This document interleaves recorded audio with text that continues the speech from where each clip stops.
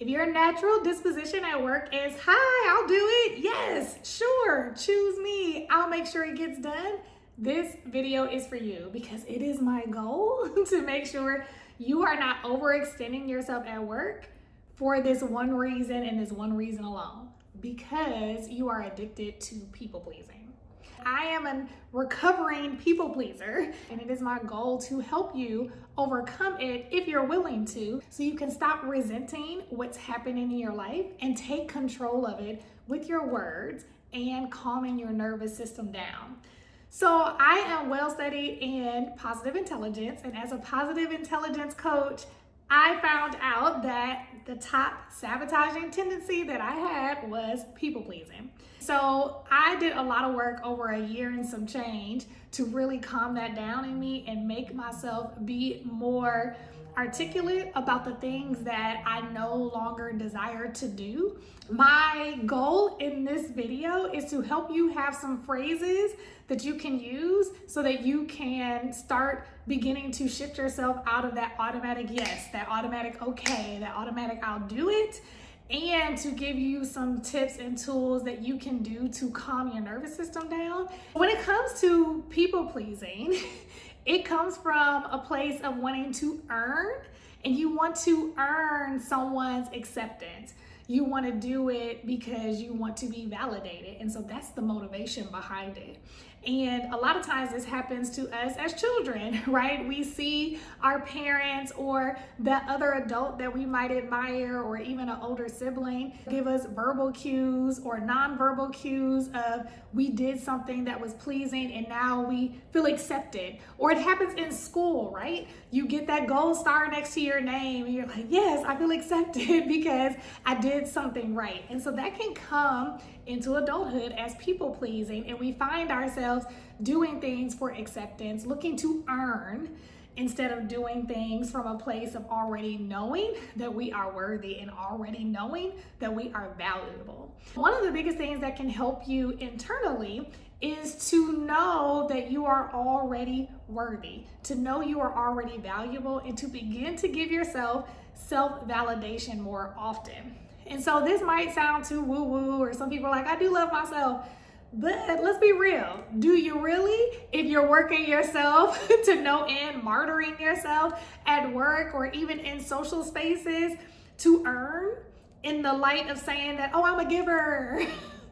I know this game, so don't even come here with that. I'm a giver. I really like doing this. But do you, to this extent of being burnt out? You don't. You're doing it from a place of feeling like you need to earn, or being afraid to let people down, or not wanting to say no because you're thinking about that verbal cue or that nonverbal cue someone's going to give you, and it internally makes you start feeling like, oh, I don't want to feel bad. You get to come up with different phrases to help you when you are in these situations. Well, you don't get to come up with it because I'm going to give you some.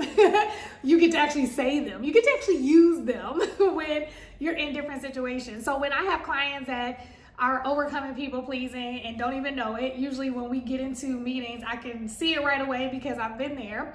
One of the biggest things I tell them to do is create space between the time you need to give somebody an answer.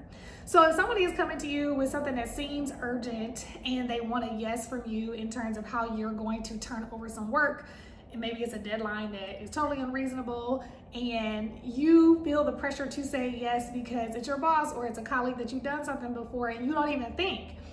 This is really dangerous to someone that's a people pleaser, because when you say yes right away, you will immediately start resenting your yes, and you will almost create internal suffering the whole week or whatever leading up to when you actually have to do the thing, and you might resent the person internally.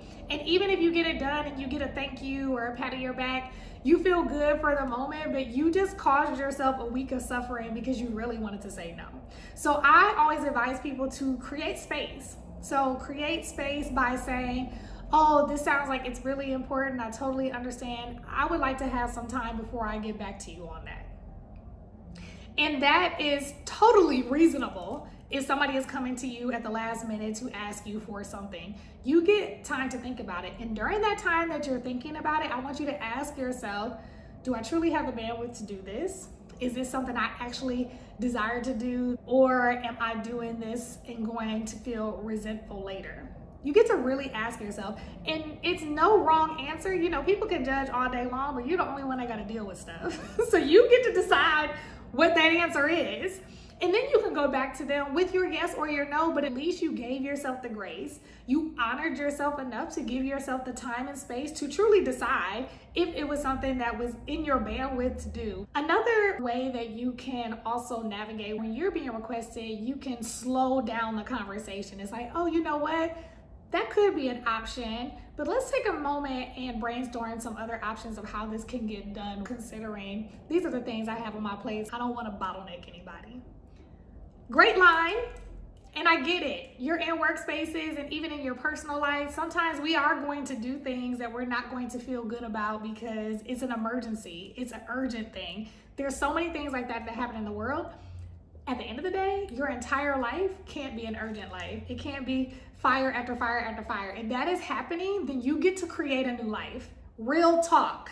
Sometimes we have a season where a lot of things are happening that are out of our control. I'm not talking about stuff out of our control. I'm talking about things that are in your control. You will not get a different result if you keep allowing these things to happen.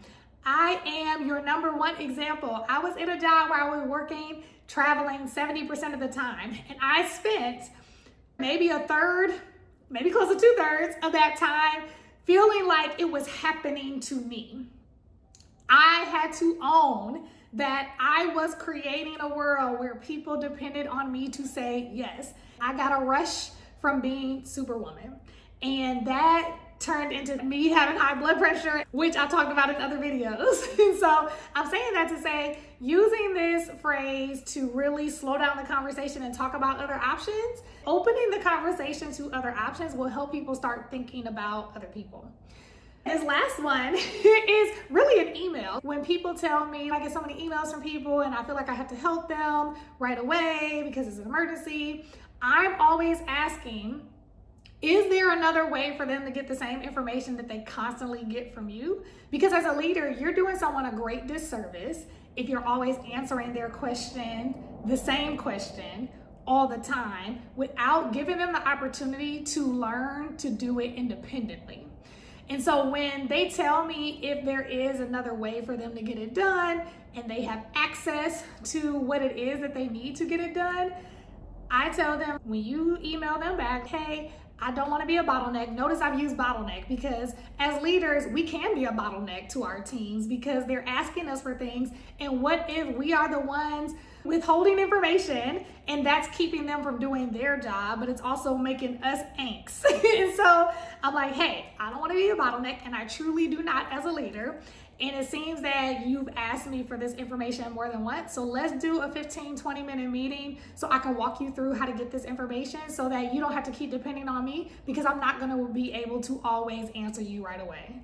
Boom. First of all, it's vulnerability, just being vulnerable about, listen, I don't want to be the bottleneck. You're not always going to have access to me, but also I want to pour into you. Let me help you get ahead of this. Let me help you get what you need so that you don't have to ask me for it anymore, because I don't want to be that person that you're waiting on me. Something doesn't get done because Desiree didn't get it for you.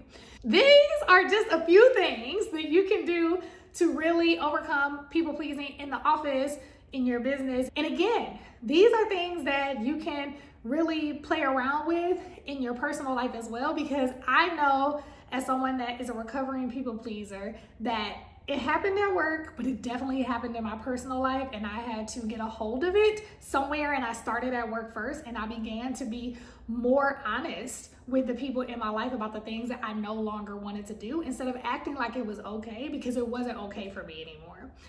If this was helpful to you, then you would really, really, really love my Future Her course. Let me tell you, in this Future Her course that I'm creating, it is all about helping you shift your identity to Future Her. The woman that's powerful that you see in yourself, in your head, you want to see more of her out loud. If that is you, then you definitely want to get a sneak peek of it.